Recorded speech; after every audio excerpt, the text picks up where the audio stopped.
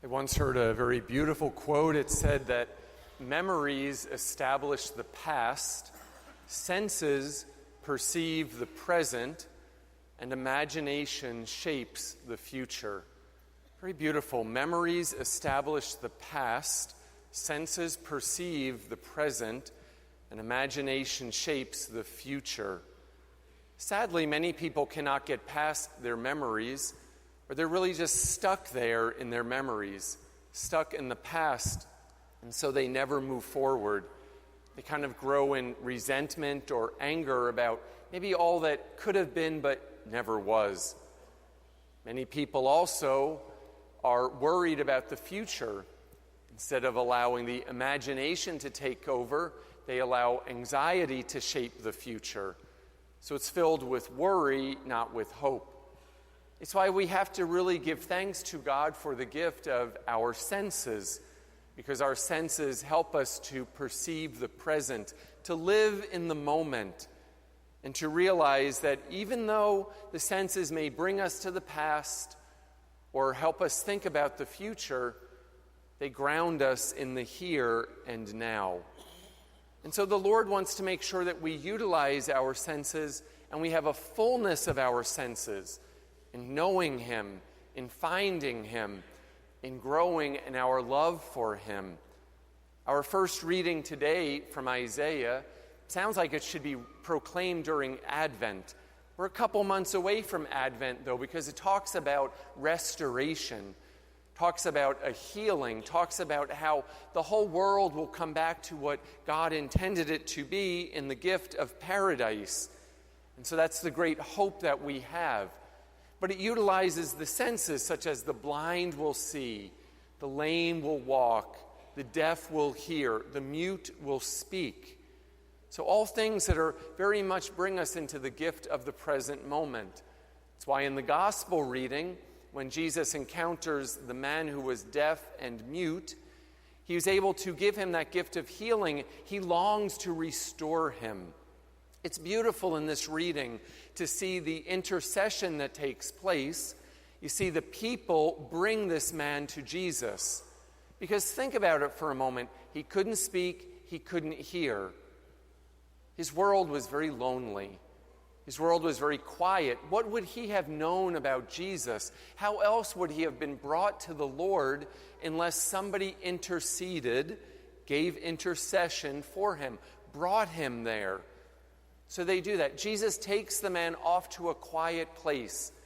It wasn't that, he didn't want to be seen performing the miracle, but rather it's a personal moment. An encounter with Christ is communal, but it's also very personal. A great message for us in our extremely noisy world, that we have to really encounter the Lord very often in our own quiet moments if we want to bring him into the rest of our lives. He brought him off to the side because it was a personal moment. Really, it doesn't sound like a very sanitary moment where he took his spittle and he put it on his tongue. He took the mud, he places it there like on the man's ears. It's not the cleanest of moments, and maybe it was just a very private moment with the Lord. So how lucky this man was that he had friends and people that brought him to Jesus. How fortunate he was that the Lord takes him into a very private and personal moment. And then the man goes forth, and all the people want to tell about this Jesus who is performing healings. This man was obviously a lucky man. It was his day to suddenly be able to hear. I wonder what the first sound was that he heard. I wonder, after not hearing any noises, if the world was as he had imagined it. Think about living your whole life in quiet, and you would think about what other people would say. You wouldn't know what their voices sounded like. You wouldn't know what the birds were like. You would not have that gift of sensory perception. So Jesus is there fulfilling what Isaiah had prophesied about, and that is regarding bringing restoration, healing. Maybe it's a good day for us to think about our own senses. Even here at Mass, we're given 5 senses. I've heard that there's more than 5 sometimes if you include things like humor, maybe. We say some people have a good sense of people, like a sixth sense. But here at Mass, it touches each one of our senses, bringing us into finding God in the present moment, here on this holy ground. We hear the Word of God. We are able to see the host lifted up high to the heavens. We're able to smell when something like incense is put forth, or at a baptism in just a few moments, the oil has a beautiful aroma to it. We're able to touch. We're able to touch something, and even in the handshake at peace, to be able to have the sense that we're not alone, but that there's other people around us. So we use all of the senses in trying to find the Lord here in this place. And I'm going to ask you today to really, outside of here, to have an encounter with the Lord today. At some point today, spend a moment and just be quiet and listen to what maybe is a noise that you don't often hear. We know that in our noisy world there's a lot of competition out there. But do we ever stop and just hear God? I know noises that are of God and noises that are not of God. For instance, as I'm sitting in the rectory and I hear someone coming down Montgomery Road with a subwoofer blaring, booming bass all over the place, I think, oh Lord, I know that's not you coming back to visit us. I know that we can find God maybe in seeing something beautiful, in seeing something very beautiful today. Look for something beautiful today. Maybe just stop for a moment. Maybe it's even here in the church. Maybe it's outside.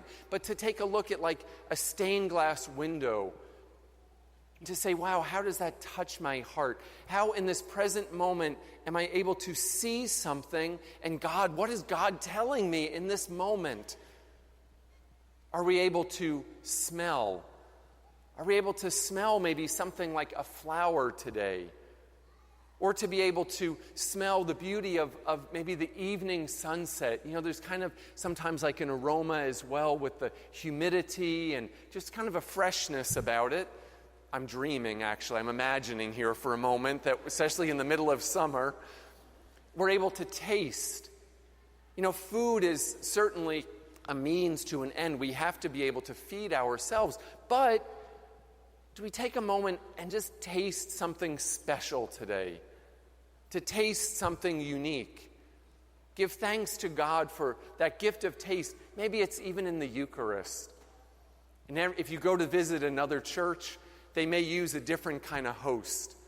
You know, different churches buy from different places. Ours are they're a little meatier, if you notice. They're a little bit thicker, a little bit more wheat. You'll notice if you go somewhere else. I kind of like them because they're like pretty solid. But I assure you, it doesn't matter where they come from. Jesus is Jesus, okay? So it's the same Jesus, whether he's like in a little white host or a wheat host, or he's a little bigger or a little smaller, or he's got a cross on it, or he's got another symbol on it. It doesn't matter. It's still the Jesus that we all love. But taste the presence of the Lord. Taste and see the goodness of the Lord today. Finally, touching. You know, touch is probably the first sense that we really understand. For a baby to be able to touch, we become very tactile. They like to touch everything and kind of gives them a sense that they're not alone, that there's other things in the world. You know, it's probably the last sense also that maybe goes. You know, because when someone's touching us, we feel their presence with us. We may not be able to hear them, we may not be able to see them on our deathbed, but we can feel them being there. So today, just relish the gift of the senses and give thanks to God for having blessed us, for bringing restoration through the person of Christ, and for being able to find his holy presence in just a single moment here and now, to use the senses to perceive the present.